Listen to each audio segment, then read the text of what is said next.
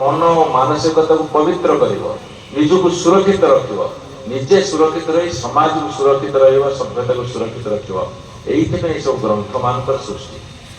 किंतु ग्रंथ मान केतेबेले सृष्टि हेले तार मध्य विचित्र सब उत्पत्तिर रहस्य अछि। जेतेबेले रामायण सृष्टि हैला, रामायण केतेबेले सृष्टि हैला जेतेबेले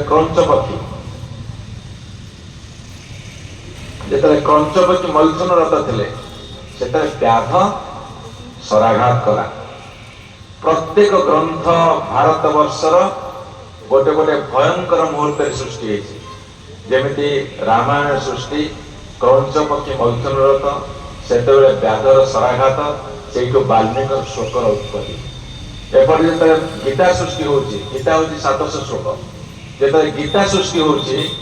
सेतेबेले एपटे 7 अक्षणी कौरव सैन्य, एपटे 11 अक्षणी कौरव सैन्य, एपटे 7 अक्षणी पांडव सैन्य। सेतेबेले नंदीघोष रथ, रथी अर्जुन, सारथी स्वयं श्रीकृष्ण।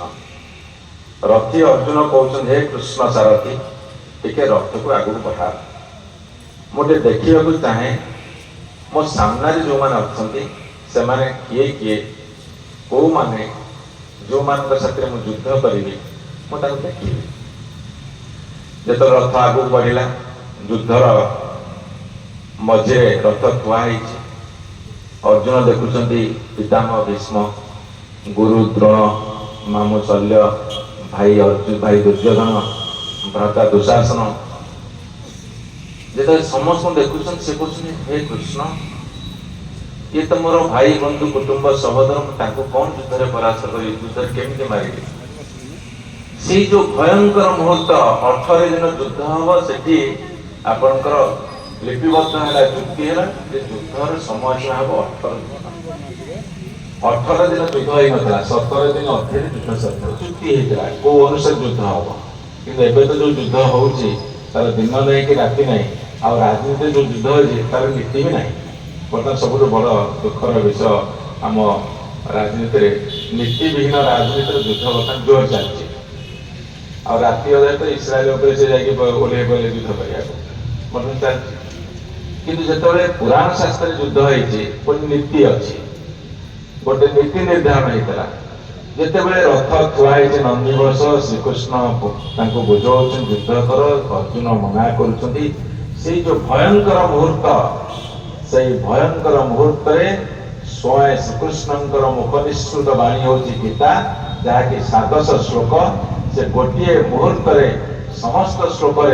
से बुझेदे अर्जुन को एटी भाई बंधु कुटुंब सहोदर कहीं ना केवल अच्छी सत्य न्याय धर्म। तो सत्य न्याय धर्म प्रतिष्ठा करने शांतिर प्रतिष्ठा करने युद्ध करने को पड़ो। इतना महाभारत भयंकर समर गीतार उत्पत्ति जिते ग्रंथ साहिब सब गोटे गोटे भयंकर मुहूर्त। कृष्ण जन्म ने कौटी काराकक्ष जो कारागार भितर अच्छा देवकी से जन्म नौ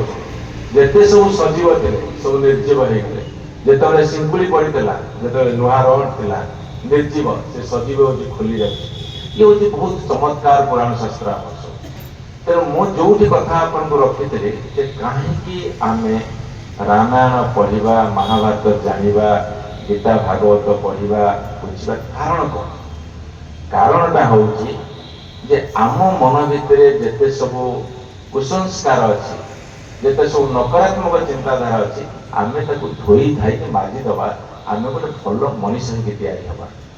भल मनीषटे गठन करने आमर मुनि ऋषि मान जो विराट अवदान अच्छी आम बुझा दरकार। केवल मुंडियाटे मारिदे जदि आम भावुवा पुण्य करदे सेटा पुण्य खाली से सीमित नुह। पुण्य करने को हेले सूर्योदय सूर्यास्त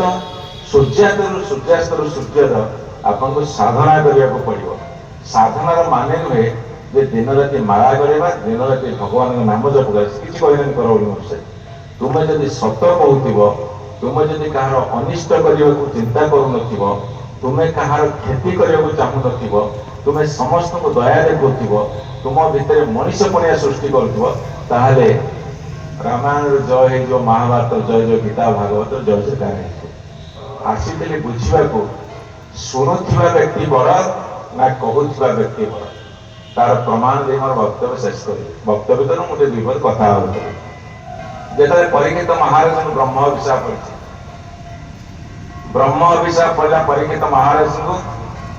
7 दिन भितर तुमको सर्पदंशन कर तुम मृत्यु हम ब्रह्म अभिशाप पड़गला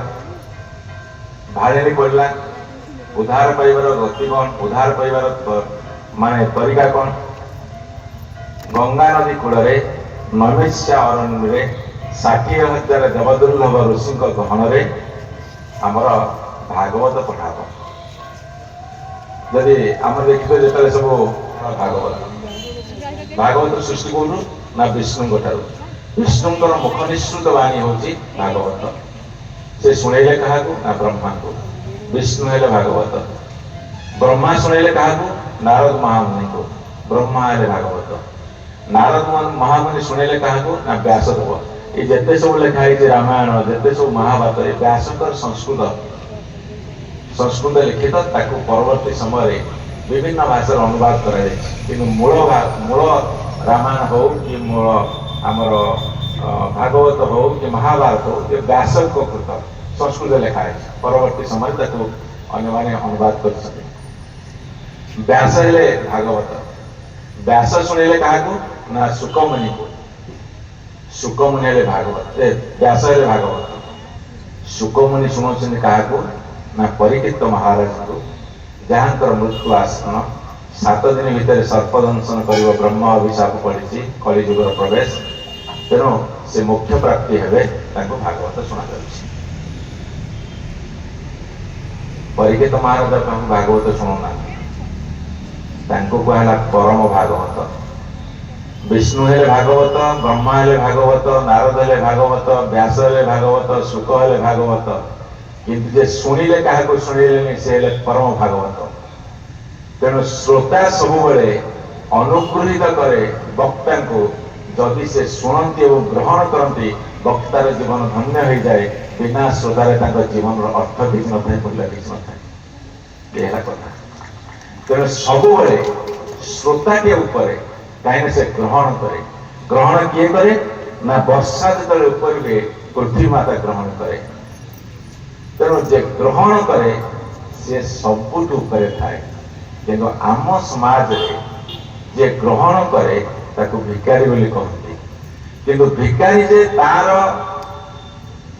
ग्रहणीयता जोगुरु दातार महत्वपूर्ण प्रतिपादित हुए ए समाज को भूल जाए आम गोटे भिकारी की भिक देवा क्या गोटे साहाଯ୍य कर गर्व अहंकार माति जाऊे से ठीक नुहे कहीं ना मु आपन को देली आपन नेले नहीं अर्थ मो पाखे रहीगला मो कथा तेणुक मु महान हेबी